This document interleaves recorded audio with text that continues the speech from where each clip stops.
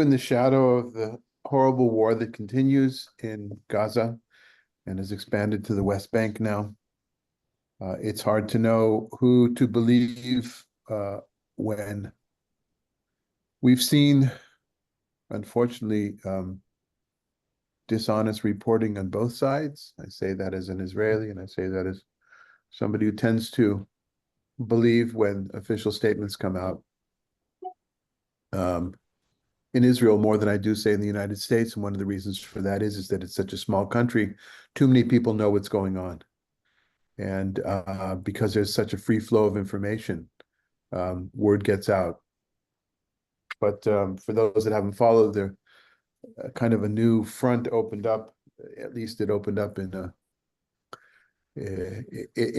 from a size point of view, from a quantitative point of view, in the West Bank over the last few days. And I hope that's the end of that, for instance. And although I know there are terrorists involved, and there are those that have created bombs and almost succeeded in Tel Aviv last week to set off a bomb. And this is what touched this off, that there are certainly those who are not combatants who are being affected by this, as they have been in Gaza. We celebrate, of course, the rescue of the Bedouin man who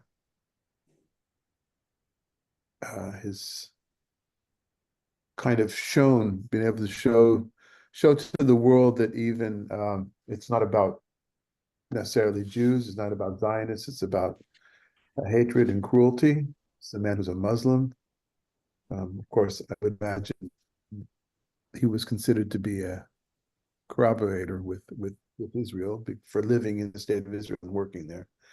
Still, good news when a person is saved and a family can be happy again. But the war continues. Yeah. So may our talk about what was going on in the minds theologically, philosophically, those 2,000, 2,500 years ago today, may that somehow create an atmosphere of open, honest dialogue and willingness to hear things that are not necessarily what we thought were the case. As I think some people have already mentioned, Judaism had in it both heaven and hell, maybe not in those exact words, because those are English words, but something we're going to take a look at today as well. I want to thanks to the Jewish Federation for sponsoring this program and making it possible. A meeting with one of the representatives tomorrow for the first time, really, to be able to explain to them what we're doing. We've been doing this for a few years. They've been funding us for a few years, but there's really been no contact, and I initiated some contact. Hopefully improve some of the PR that we're actually not getting for this, at least locally. Okay, so we left off in John 6, verse 41. When we got to the issue of eternal life in the text, and some people, as I just mentioned, were a little surprised to hear that it's part of Judaism. I think people know it's certainly part of Christianity, even if not your own type of Christianity. As Rita Claire mentioned, it's extremely prevalent in places that she's been in her life. In more fundamentalist expressions of Christianity. But it's there in Judaism as well. And I don't think it's all that useful to talk about what some Jews believe today, although we could go there. I'm not an expert. As I lived in the Orthodox world for many years, I do kind of know, but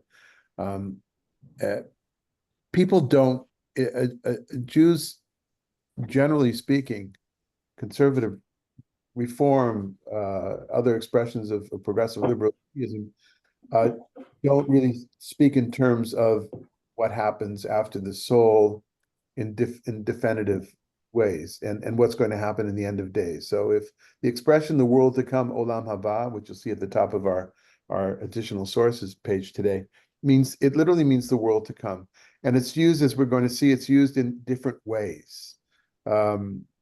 it could be the world for everybody to come, that is messianic time or resurrection. It could also be the world to come for an individual. What is that own person's world after that person's soul leaves this world? What happens afterwards? And there is some overlap from time to time, but they're very different uses of the same term. And so I would say, yeah. So let's go back to the biblical, to the Tanakh, to the Hebrew Bible level right now. I didn't bring everything I could, and what I didn't bring, for instance, are all the verses that talk about Sheol. Sheol, which people I think know, but Sheol, to be clear, in the entire Hebrew Bible, really, Sheol is a place where the person goes because the person's buried in the ground, and Sheol is the underworld. It's in the ground, and there is no description of what happens there. It's just a place. It's in the it's in narrative, it's in threat, it's in all sorts of in poetry, but there's no description of it as a place of punishment. That's important, I think, to matter. So the issue of going to some place where there's going to be a punishment, that doesn't develop until really maybe it was happening around the end of the biblical period, the 2nd century, where we usually date the end of the Hebrew Bible in the book of Daniel, which was edited in the 2nd century BCE. There were ideas of these things going around, but they weren't necessarily in the canon, in the Hebrew canon. What we do have in the Hebrew canon, though, is some sort of mentioning of resurrection. But as I mentioned, I think last time or another time when it came up, often people will refer to, say, the vision of the Valley of Dry Bones in Ezekiel, which I brought here. Less so people mention Isaiah 26 in Jewish circles, less so because I don't know that it's a haftarah, but the Ezekiel's vision of dry bones just became it's an additional reading on a particular Shabbat. It became more of a thing that people mention, I think. But in both of these two verses here, you have a reference to, well, maybe I'll ask somebody to read, perhaps. Harold, you want to read for us Isaiah 26?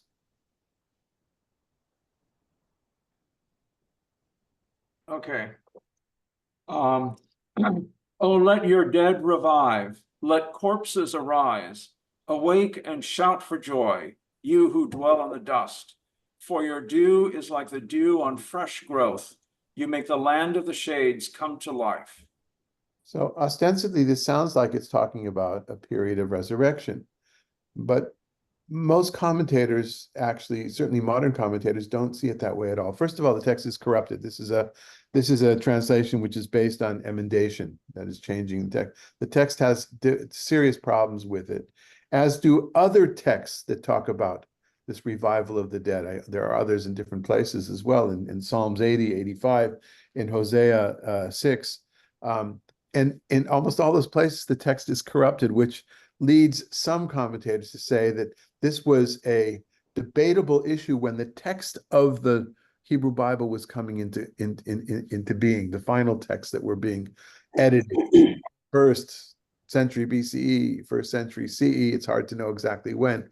But most commentators today see this passage and the next one that Harold's going to read. Go ahead. From Ezekiel 37. Yes. And he said to me, O mortal, these bones are the whole house of Israel. They say, our bones are dried up, our hope is gone, we are doomed. Prophesy, therefore, and say to them, thus said the Lord God, I am going to open your graves and lift you out of the graves, O my people, and bring you to the land of Israel.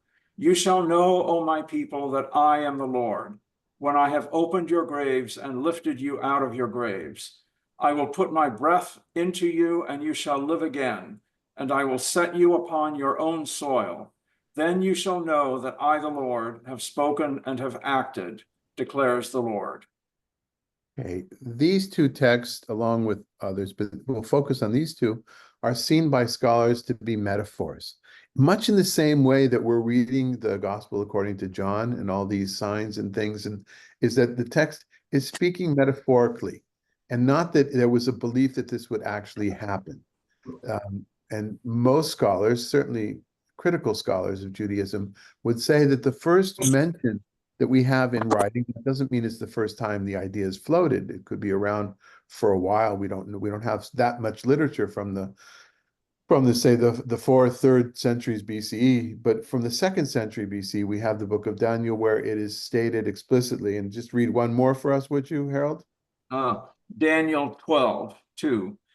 And many of them that sleep in the dust of the earth shall awake, some to everlasting life, and some to reproaches and everlasting abhorrence. Right. This is many of them. There's a debate over that word many. Is it many of them? Is it all of them? Is it most of them? But it's talking about the people of Israel. It's Michael, the angel, who comes to decide who's in the book of life. I bring the entire context here. And here it's clear from the context of Daniel and what we know historically as well, that there was a group of people who continued to be loyal to the understanding of biblical law, and yet they were being slaughtered, while those that were synchronizing their understanding of biblical law together with Hellenistic culture in this battle with Antiochus Epiphanes and his people, they were being honored. They were living. So the good guys were dying, and the bad guys were living. And this goes opposite of what the book of Deuteronomy stresses in so many different places. We've been looking at, that's our Torah portions the last few weeks. Those are the texts we've been looking at, this tit for tat kind of theology that if you're good, things will be fine. If you're bad, you'll die. And so somebody came up with, or a group of people came up with this alternate theology. Oh, you're not really dying now. That's a temporary death. You'll come back. And that's part of the theodicy. That is the justification of God's acts. And so, while I'm sure there are scholars that would say, no, it's all in other places, nobody would say it's found in the Torah itself, right? It's not in the 5 books of Moses. You certainly don't find any talk of it in any of the narrative. So that's kind of the first background of Hebrew Bible.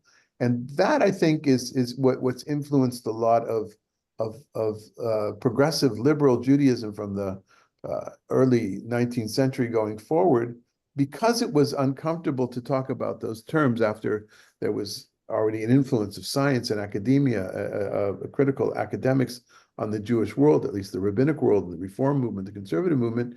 So easily this was latched on to this idea, well, that's not really part of what we believe anyway. In this case, they want to go back to the earlier biblical texts, even though, that's ignoring what's happened, what makes up Judaism, which is rabbinic literature. So that's in the biblical plane. Maybe we'll take some comments and reactions to that before we go on. Yes, Harold. I'd just like to ask about a passage that hasn't been mentioned, but I was thinking about it the other day. And it is from the story of Abraham. And it says that at least the translation that I'm familiar with, it says that when Abraham died, he was gathered to his kin. And I think to myself, does that mean that he had a life with his kin, after he died? Could there be anything in that, or would it mean something else? Yeah, there could be something in the way that you're pointing in rabbinic literature, but from a simple meaning of the text point of view, from a pshat point of view, there's 2 schools of thought about that. And I'm not sure where things stand now. I know where they were in the late 80s and 90s when I was deep inside of this stuff. But the 2 schools of thought are gathered unto one's kin, one's ancestors, is literally in the same way that your ancestors are buried in the ground. That's where you're going as well. Gathered, that's where the body's going. Yeah. An alternative belief of that has to do with burial caves, and the practice of a burial cave having 2 separate parts, chambers. One is a shelf where the body would be laid out, and another was a chamber where after the body decomposed totally and was only bones, then the bones would be gathered and put with the rest of the bones in a different part. That there's evidence to that. And so some people felt, at least in in the late 80s, early 90s, that's what it meant. Literally gathered, the bones were gathered. In both cases, though, there's nothing that says we'll gather. Only in rabbinic times it meant, oh, you're going up to sit with them and have a feast with them and learn Torah with them. That you have in rabbinic literature a lot, right? You know, you have the famous situation where Moses, after he dies, God brings him to the heavenly study hall, the Beit Midrash, and he hears, I forgot if it's Rabbi Akiva or whoever it is, they're debating something about the meaning of the letters, and Moses has absolutely no idea what they're talking about, even though they're talking about the Torah that Moses gave, right? It's a humoristic kind of a way of thinking of it. But yeah, there is that idea as well. Yeah, thank you. David, doesn't David talk about after the child from Bathsheba dies that he stops mourning and says, I will go to him?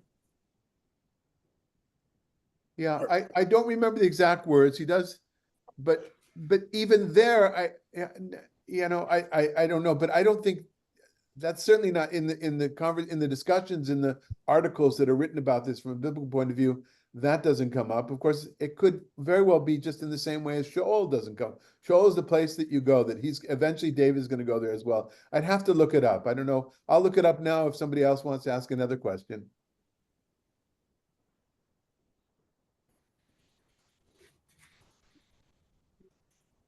Well, so Sasha's saying the midrash about what we just studied this last Shabbat, Yamecha, that that may you and your children endure all of your days, Yamecha, and we're going to see that in a second. That rabbinic understanding is Yamecha, days plural, means the days in this world and the days in the world to come. But that's not, Sasha, that's not the simple meaning of the text, right? That's not the pshat.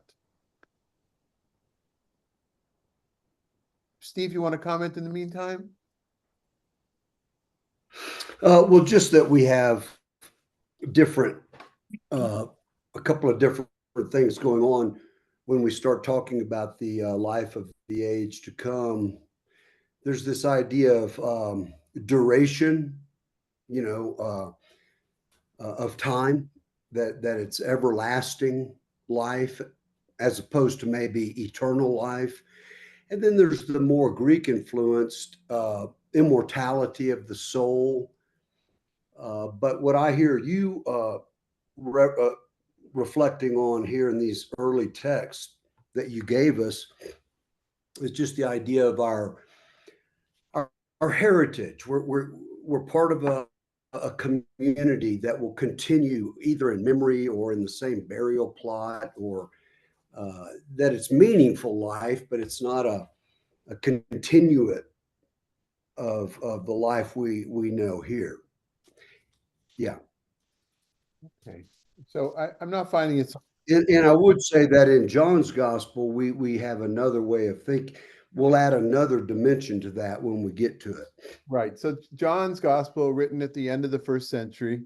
Another example of something that is close to John's gospel is what we find in 1 Enoch. Now, the different books of Enoch are a terribly complicated topic. They have the title of Enoch or Hanoch, and that we find lots of fragments in the Dead Sea Scrolls, and that changed scholarship on it.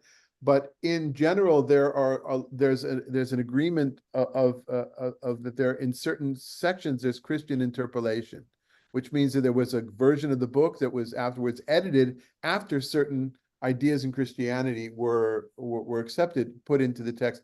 I'm no expert on this whatsoever, and I can't even find my edition of Charlesworth to check, which that would have been where I would have checked. Enoch's, I need to find that. That's an important collection to find out if this is Christian interpolation. But where we do have something similar to what we find in the Gospel of John is here in number 4, if somebody would like to read.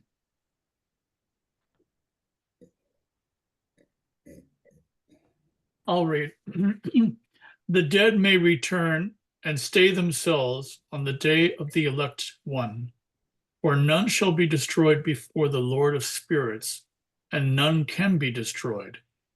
The Lord of spirits will place the elect one on the throne of glory, and he shall judge all the works of the holy above in the heaven, and in the balance shall their deeds be weighed. And all who sleep not above in heaven shall bless him. All the holy ones who are in heaven shall bless him, and all the elect who dwell in the garden of life. So assuming the elect one is Mashiach here, this is similar to I think very similar to what we're seeing in this section of John. But again, I don't know to say that this hasn't been influenced. This version that I'm looking at right now, that we're looking at, it's something to look into. I did find the verse that you were referring to, Steve Byrne, about David. Yeah, he says, "I'll go to him." That's like Abraham being, gathered to his kin. I'll go to him.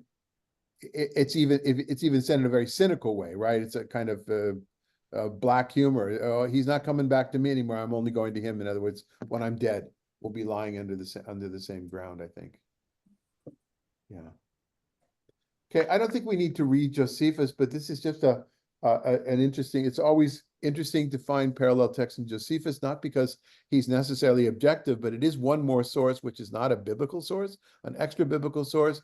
It's not a religious source per se. It's not it's not being used for in a ritual ceremonious way. It was preserved because it purports to be a history.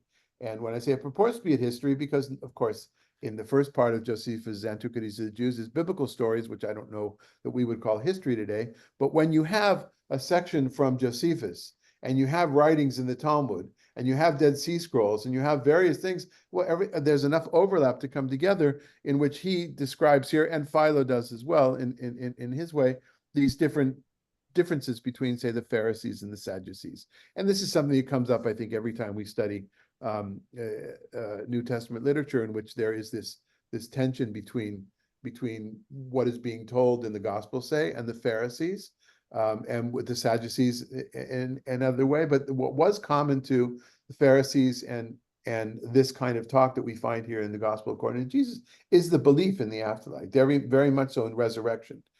So much so that there's an entire chapter devoted to issues there's an entire section of the Talmud devoted to how one can prove that resurrection from the dead, Tchiat HaMetim, can be found in the Torah and the 5 books of Moses itself. Of course, it's not very convincing, but it's there, which only shows how important it was for them to talk about that.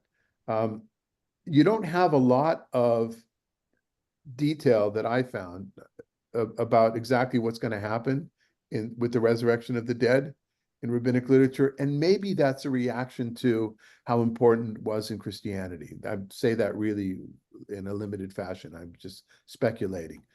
You don't have a lot to it.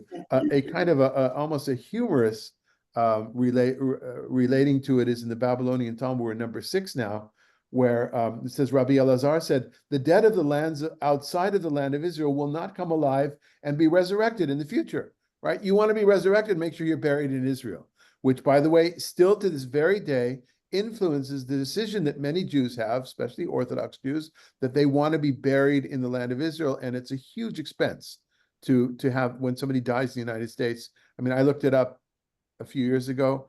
It was $28,000 at the time to transport a body from here and have them buried in Israel. And then I'm going on, and according to the opinion of Rabbi Elazar, will the righteous outside of Eretz Yisrael, the land of Israel, not come alive at the time of resurrection of the dead? Really? That's what's going to happen? So Rabbi Eli said they will be resurrected by means of rolling. No, they'll be resurrected, but how will it happen? Their bodies will roll underground.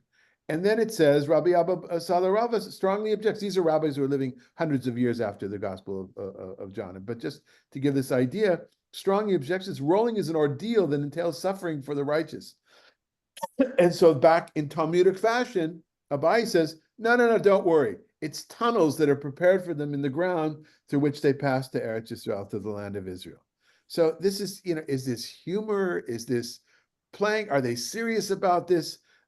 You can't read this business of the tunnels. I mean, I prepared this the day that the guy was rescued. I'm sorry, I can't remember. What was his name? Farouk?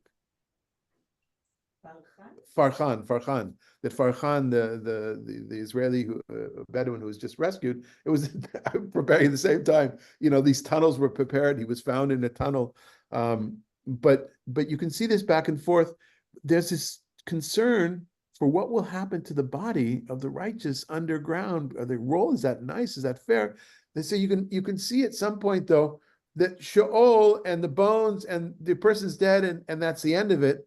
That's not the case anymore, right? At some point, what happens after death is very much talked about and still talked about.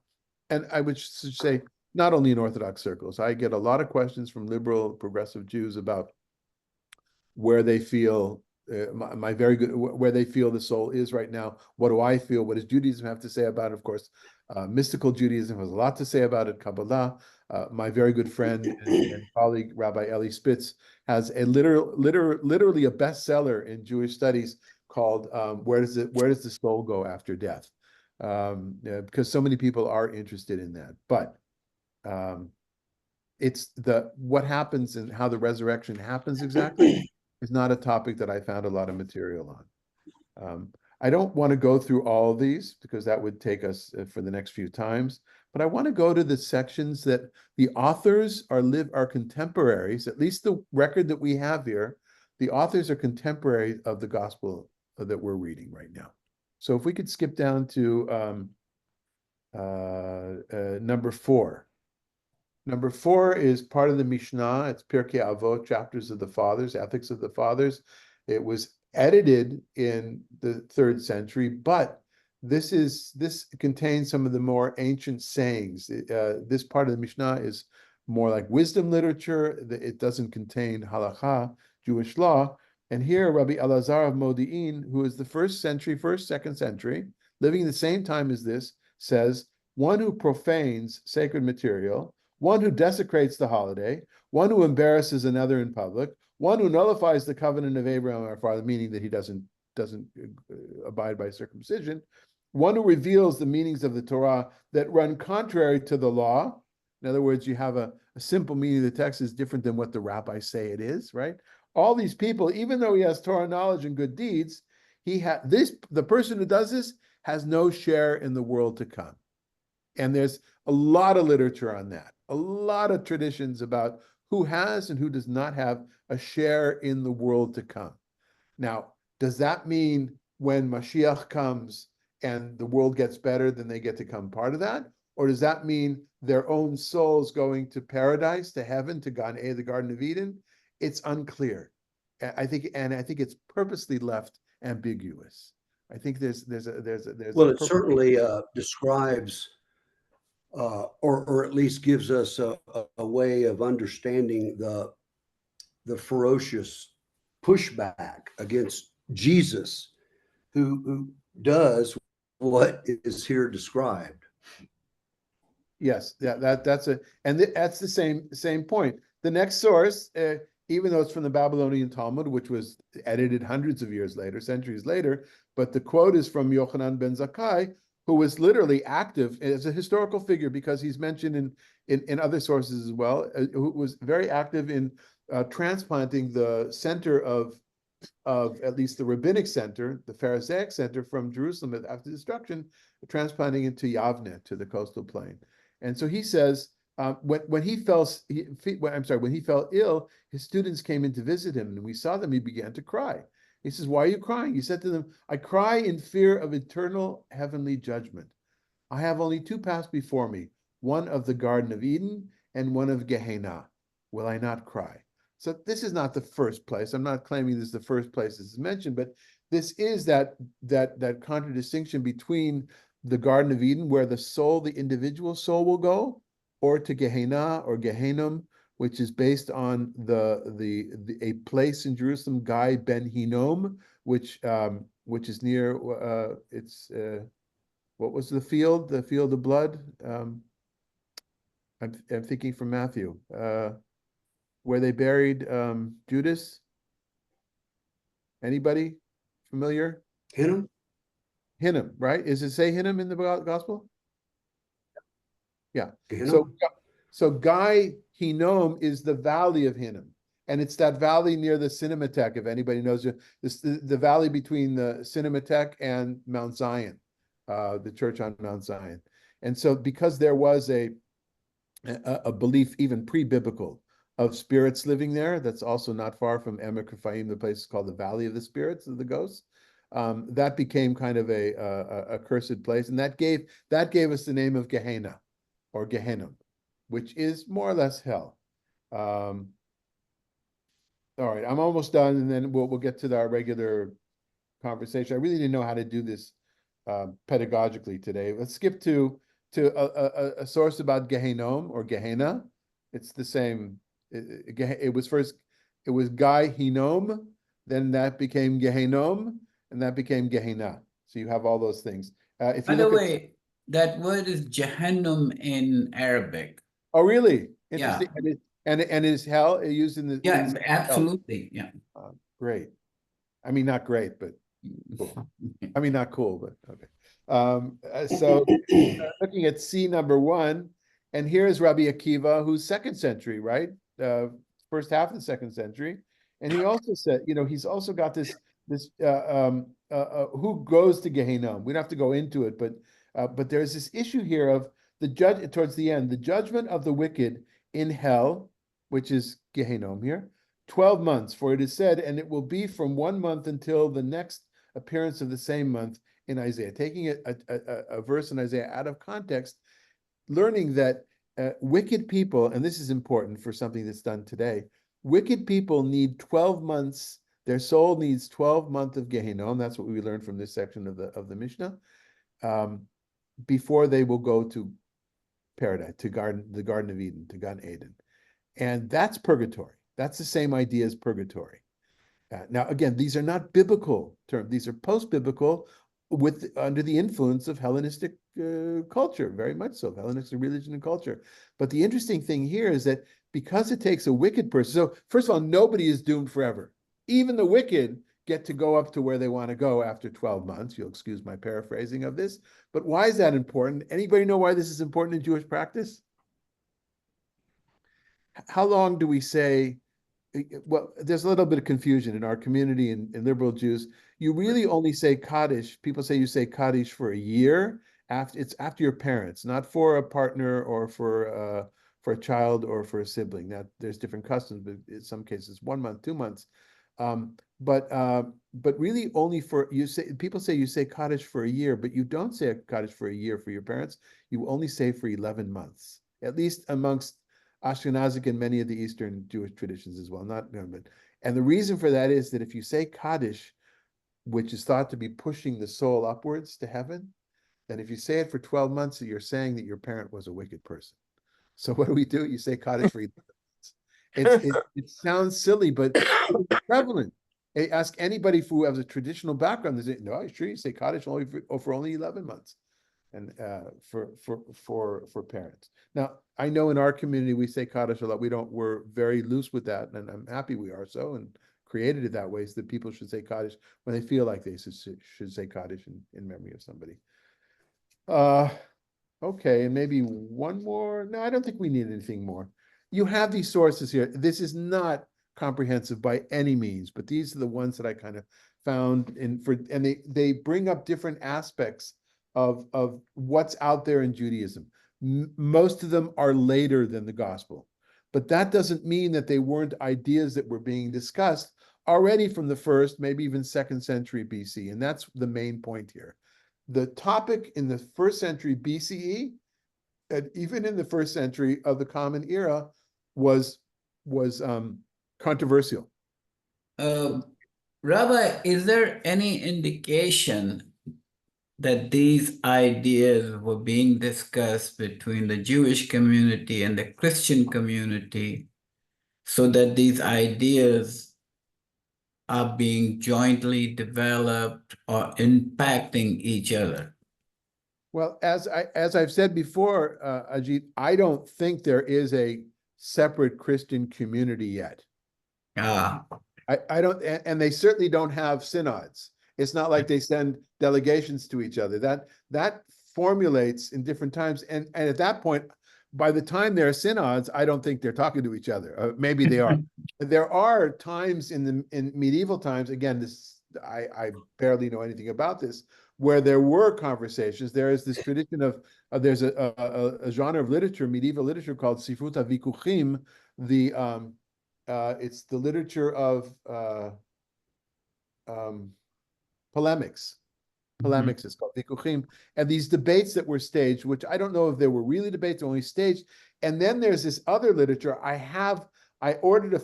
found a facsimile of one of these very nasty texts that I have waiting for my treatment. I wanted to wait and get far more New Testament study under my belt before I breach that. Where the texts are very, very sarcastic, a Jewish, very mean-spirited texts against Christianity. Of course, the same thing, and even worse, was being written on the Christian side, because it brought to actual death of Jews and certainly persecution of different kinds. But it was the Jewish way of fighting back in Hebrew, through literature, by ridiculing. And so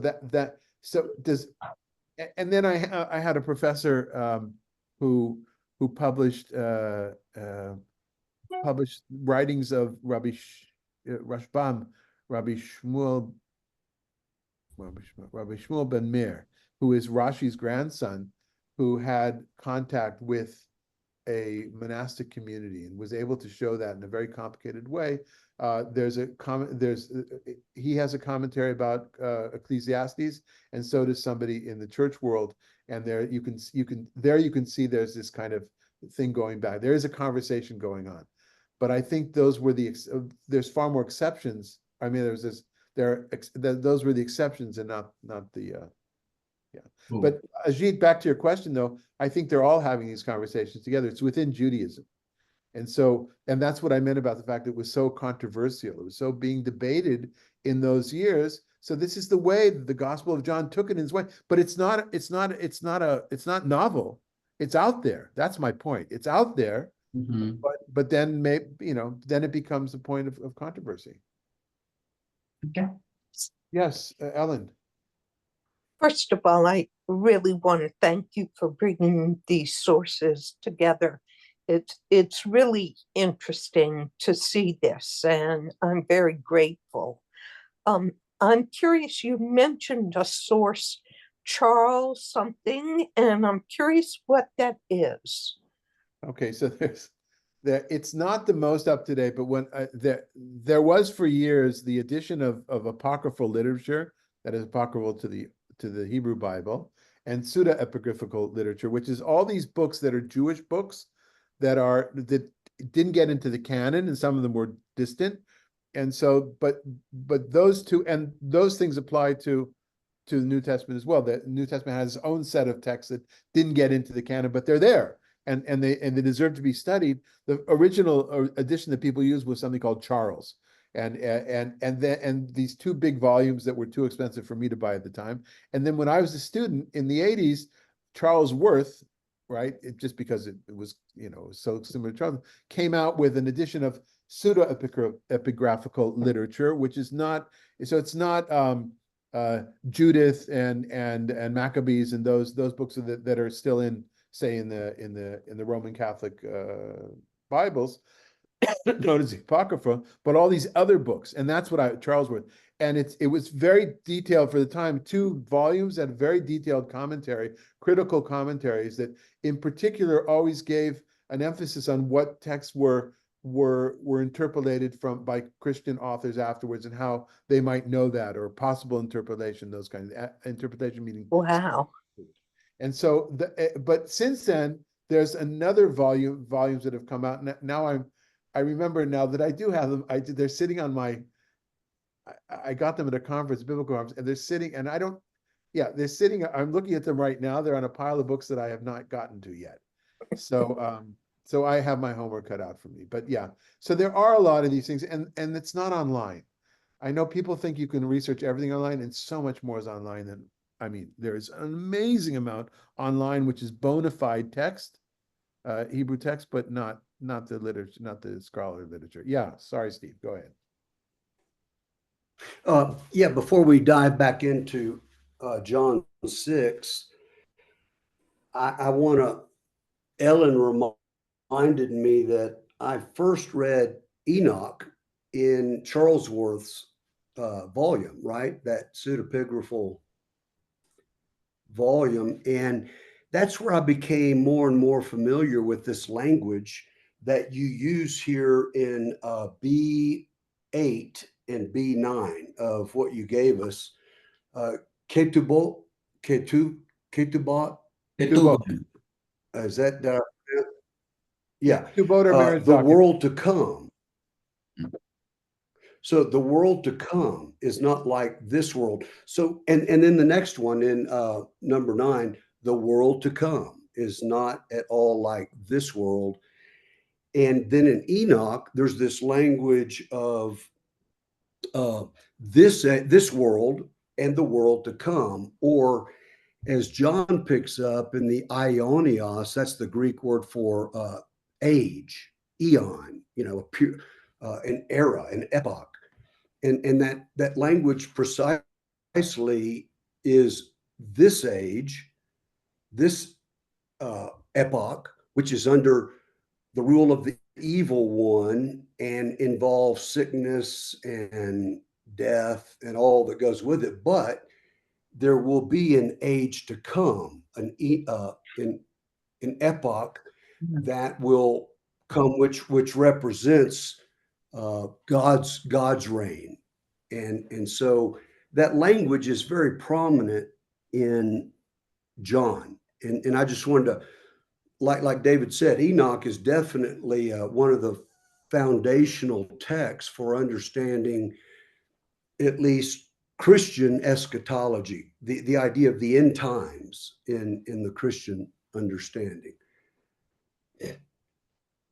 Good, thank you.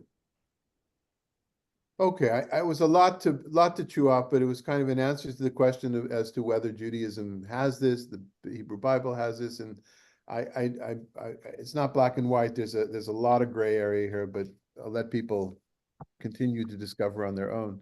And I suggest we go back now to John 6, and we are at verse 41. David, can we go back to 40? Because Sure, I of think it course. was Rita Claire who asked, what is eternal life? Correct, Rita Claire? I think that was your question. Anyway, that verse says, this is indeed the desire, the will, the wish of my Father, that all who see the Son and believe in him may have eternal life. Now, and in addition to that, I will raise them up on the last day. So in that one verse, we have that contrast between this age and the age to come, on that last day. And my interest in this verse is that it combines a couple of John's vocabulary terms that illuminate what we're doing, so that all who see that word theomai, it's not just see with our physical vision. It implies perceive, or it's not just sight, it's more of an insight. It's a inside out recognition, much like I read Martin Buber's I and Thou.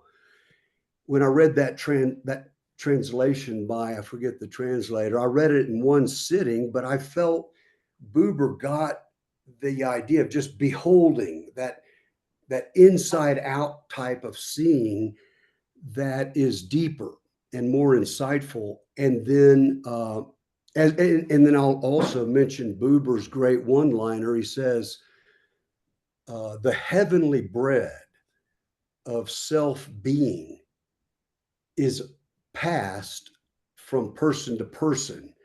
So it's this idea of this age to come is now accessible here and now.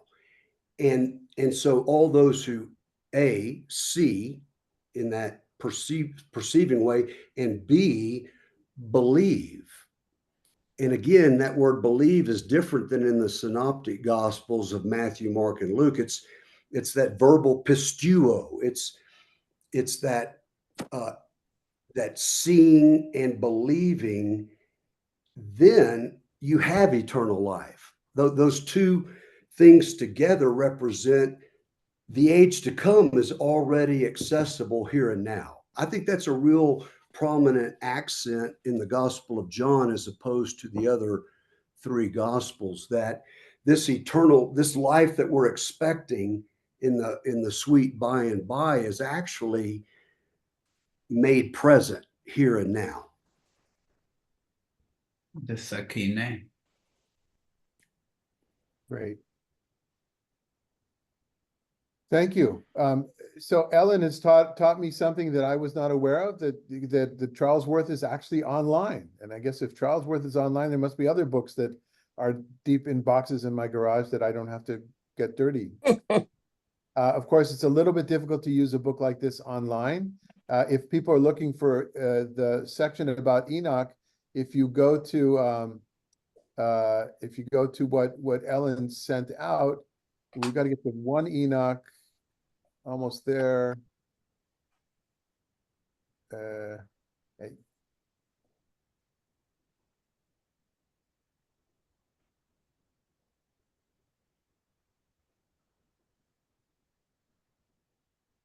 It's cumbersome.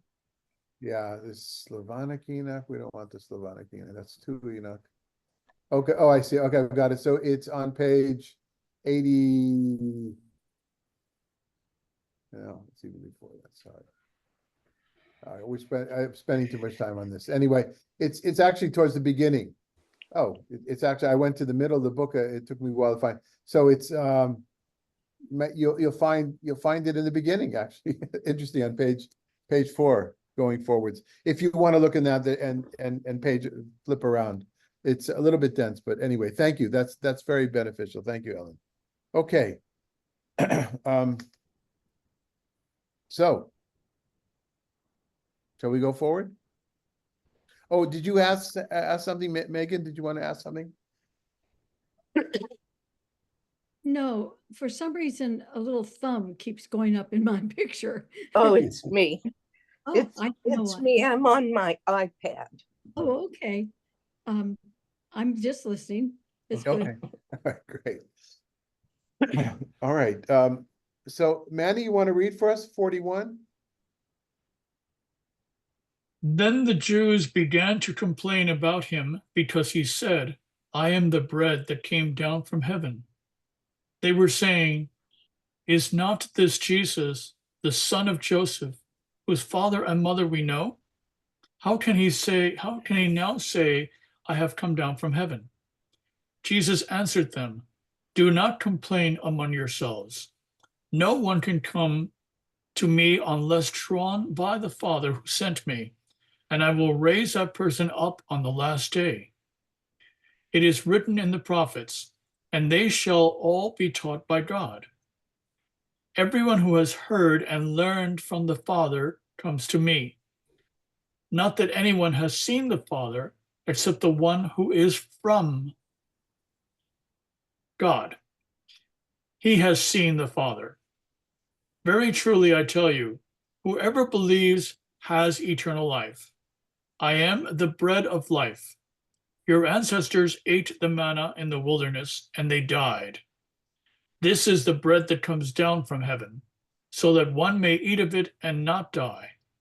I am the living bread that came down from heaven. Whoever eats of this bread will live forever, and the bread that I will give for the life of the world is my flesh. Okay.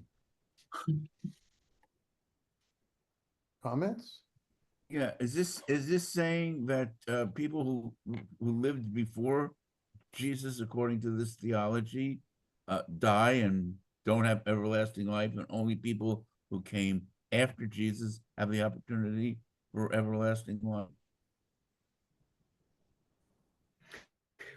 I would say no, Richard, but I do understand why you're asking that, because, and one of the reasons I think the emphasis on the afterlife, hell or heaven, in Jewish Christian dialogue is so prominent is because for ever since this came out, that has been the assumption that if you don't believe in Jesus, then you go to hell, right? And that was often pushed at the Jewish community.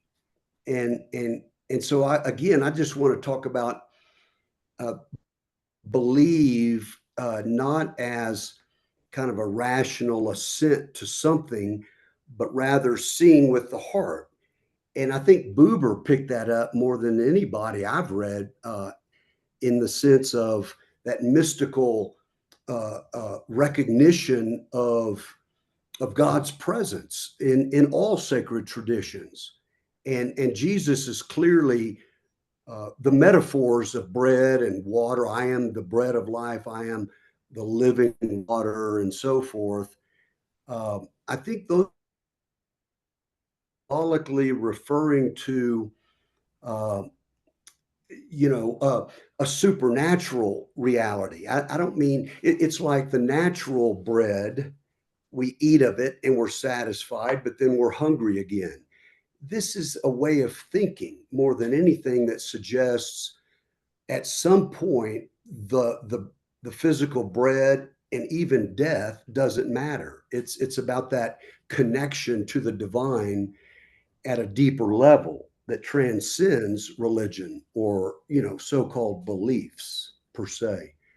What do you want to say to that, Richard? That's certainly an interpretation that one could have, but I'm just saying this is the simple reading of this text, saying that that if everyone before Jesus didn't have this opportunity because Jesus didn't exist until a specific point in time, and if you had to only go get into eternal life through him, if you came before him, then you didn't have that opportunity. I'm just saying the simple reading is what that's saying. No, it could be I from the totally Go get that. That literal reading of that does suggest that, but you read the New Testament as a whole, and it's clear that Abraham and Isaac and that these figure, Jesus at the Mount of Transfiguration, there's Moses and Isaac, right, who are clearly not believers in Jesus per se, but are there, alive and well. So I get that literal reading, and it's created a lot of violence over many years. So that's my. And David, I think you were about to say something to that. Several weeks ago, Jeet mentioned that the community he grew up in, where you said that you grew up in a Hindu household in a Muslim community, and that you suffered a great deal of intolerance because of that. And I meant to say at the time that Muslims don't have a monopoly on intolerance. I grew up in my early years in a very Protestant neighborhood as the only Jew on the street. And I suffered. I remember someone saying to me as a child that, if you don't accept Jesus into your life, you're going to hell. And even if you're the nicest and best person in the world, you better accept Jesus right now, or if you die tomorrow, you'll burn. And I remember hearing this kind of talk as a child. So it was. I'm just saying that there's. That's grievous, and I think it's bullshit on intolerance. Richard, I want us to go back to the context of this last paragraph. In that, if it's being written at the end of the first century after the destruction of the temple, there is that vacuum. I want to remind us of the vacuum, that people know that a calamity has happened amongst the Jewish people, and something's got to be different. So one way of reading it could be is that now going forward, this is your only way out. Until now, there were other ways to do it, whether it was Abraham or Moses or whatever. But look at the situation is so calamitous that going forward, it's only through me. And that's for me, that feels like even the simple meaning of the text here. I think Rita Claire, you wanted to say something, and then we're gonna rush forward to finish this chapter.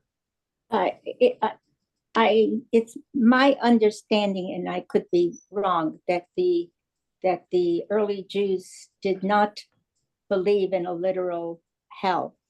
I think that concept came into being, I believe, with Christianity. No, And- so we declare what I tried to show in the sources beforehand were no, that's not the case, not from an academic point of view, not from a historical point of view. That I know people were, American Jews were often taught that, but in reality, we had the same ideas. Jewish people, Pharisees certainly had them. Sadducees, they rejected them. I don't know where the Samaritans were on this kind of a thing. The Dead Sea Scroll people, they certainly believed in many of this stuff as well. So there is this idea. It's not, it's, I think we confuse too much the experience that Richard spoke about and that you had perhaps when you were younger as well, Rita Claire, of contemporary Christianity and anti-Semitic, the occurrences of anti-Semitic theology projected towards them. No, we had this idea as well. We very much did, and it wasn't influence of Christianity. We both drew from the same source from Hellenistic culture. At least that's my understanding. I don't know. What do you think? Should we try to read through the rest, or are we going to go one more? Steve, what do you think?